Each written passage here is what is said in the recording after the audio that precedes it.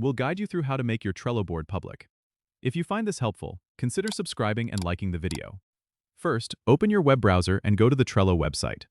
Log into your account if you haven't already.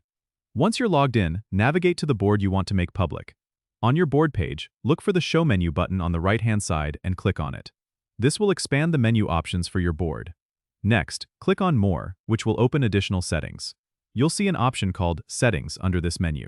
Click on it to access your board's privacy settings. Now, you'll see the current privacy setting of your board. It's likely set to private by default. Click on the Change button next to the privacy setting. A menu will pop up with different options. Select Public from the list. A warning message will appear reminding you that making your board public will allow anyone on the internet to see it.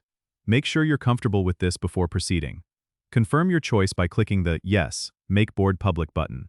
After this, your board will be visible to anyone who has the board link or searches for it on Trello. You can always change it back to private if you change your mind. Remember, making a board public is a great way to share information with a larger audience, but ensure no sensitive information is exposed.